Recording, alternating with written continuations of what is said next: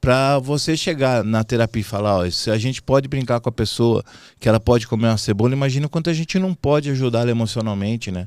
Porque as pessoas acham que a hipnose vai, por exemplo, no futebol, vai pegar um Zé Mané e vai transformar num Romário, ou num Pelé, ou no Neymar. Não, não é assim. A pessoa tem um talento, né? E eu acredito que vocês sabem que talvez nós estamos falando de academia de gigantes. O que acontece? Tem muita gente que tem um gigante adormecido dentro dela.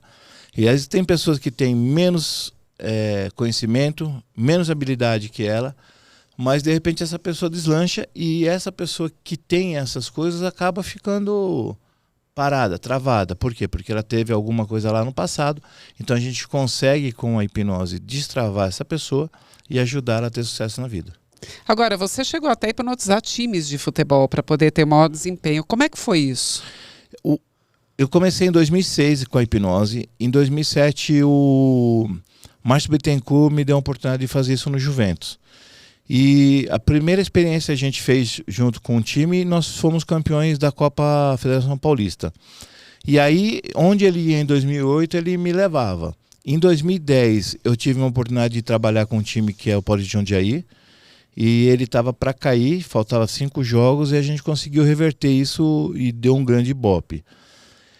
Foi muito legal, e é muito legal, a gente já fez isso com times campeões do mundo, como o Magnus do Salão, que é o Falcão, que já foram 4, 5 vezes campeões do mundo, mas na primeira a gente estava junto nessa empreitada.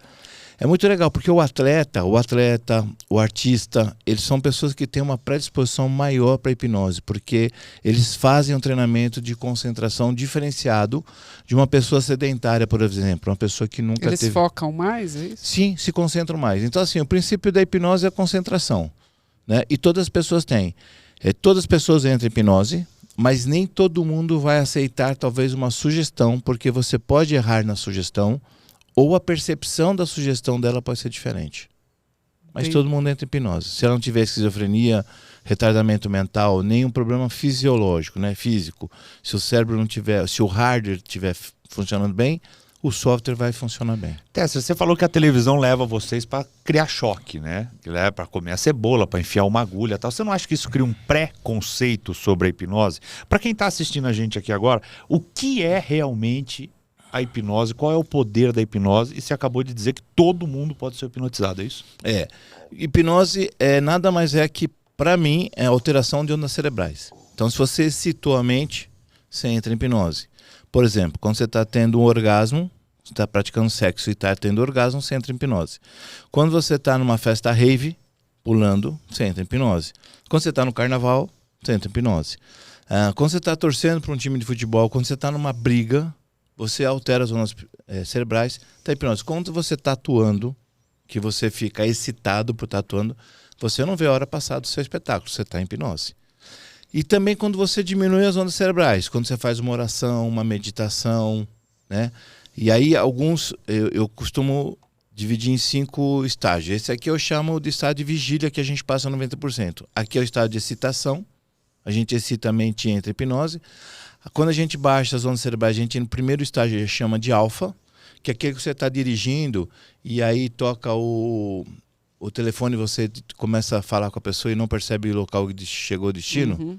Você não lembra nem como chegou no lugar. Estava hipnose em alfa. Uhum.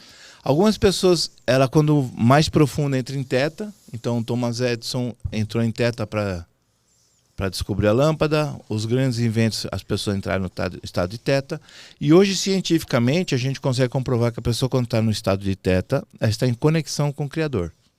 E o último estágio é dormir. Então quando ela está acordada e vai dormir, ela passa por 2 estágios de hipnose. Quando ela está dormindo, tem vários sonos, sono REM, sonos hipnóticos. Quando ela vai acordar, ela também passa por 2 estágios de hipnose. Então, hipnose é muito simples. A hipnose é muito antiga, né, Olimar? Ela veio já, é tão antiga quanto a humanidade, vamos dizer assim. Veio junto com o ser humano, né? Veio junto com o ser humano. Eu falo que é um dispositivo que Deus colocou para se comunicar com o ser humano, né? O ser humano. Agora, cientificamente falando, né, como que você define a hipnose no estado biológico da pessoa? No estado primeiro mental, se ela se concentrou, se ela entrou no estado hipnótico, ela com a hipnose ela tem alterações físicas, psicológicas, então ela pode alterar o gosto de uma cebola, né? Ela tem que ter tido uma experiência de ter comido, por exemplo, uma maçã, uma pera, porque se você falar para assim, eu vou te dar uma cebola achando que é maçã, ela ouviu que é uma cebola, então o crítico dela tá aí. Ela tem uma alteração de ondas cerebrais? Tem. E aí essa onda, se ela fica assim, ó, aqui é o nosso estado crítico e aqui é o nosso inconsciente. Com a hipnose você baixa o estado crítico. Tá. Que é aquele que fala, eu não posso, não consigo, não vai dar certo, não funciona. Você abaixa a sua defesa também. Isso, que é uma defesa que você tem. Baixou o crítico, vai atuar o inconsciente da pessoa. Tá? E o inconsciente é o executor. Por isso que numa academia de gigantes, você pode ajudar a pessoa, educar a pessoa. A pessoa que fala assim pro inconsciente dela, eu quero ficar rico, ele vai ficar rico. Eu quero ficar gordo, ele vai ficar gordo. Eu quero ficar doente, eu quero ficar doente.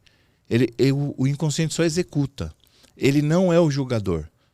Você fala assim, isso é bom ou isso não é bom. Não tem o discernimento nem do bem e do mal. Não, ele faz. Então, a pessoa que adquire muitas vezes um câncer por mágoa, por raiva de uma outra pessoa, porque não perdoou, né, ou não fez uma constelação, não fez hipnose, não fez, sei lá, qualquer coisa que possa ajudá-la a tirar essa mágoa, ela é como se ela estivesse tomando um copo de veneno esperando que a outra pessoa morresse. Ela está se contaminando, contamina as células. Né? Nosso corpo é feito do quê? De células. Né? E as células são o quê? Águas? Água. Então, mágoas, são águas podres. Então, já sentiu o cheiro de água podre? A pessoa vai se contaminando e aquilo vai proliferando, tanto para o bem como para o mal. E você, o que as pessoas falam normalmente, que a gente fala? Eu não quero ficar doente, eu não quero ficar pobre, tudo eu não quero. O que você não quer está muito claro. Mas e o que você quer? Você não quer isso? Está muito claro. Mas o que você quer? E é muito simples. Você que está em casa agora, pega e faz assim. Escreve aí 5 talentos seus. Tem gente que não consegue escrever 5 talentos. Mas põe 5 defeitos. A pessoa escreve 20, 30. Né? Então, sim, é uma educação. E qual é o perigo disso? Quando a pessoa fala assim, eu não quero engordar. Qual é a mensagem que ela está passando para o cérebro? Que ela quer engordar. Quando eu falo assim, não pensa no Fusca Rosa, você pensou o quê? Tô tentando pensar no azul. Mas é o Fusca Rosa. Sem o rosa primeiro. Então você precisa primeiro fazer a negativa para depois poder fazer a positiva. Então, sim, a gente ouve muito não quando é criança e não processa não. O cérebro não processa não. Então, a forma positiva de como eu falo, eu sou saudável, eu sou próspero, eu sou merecedor,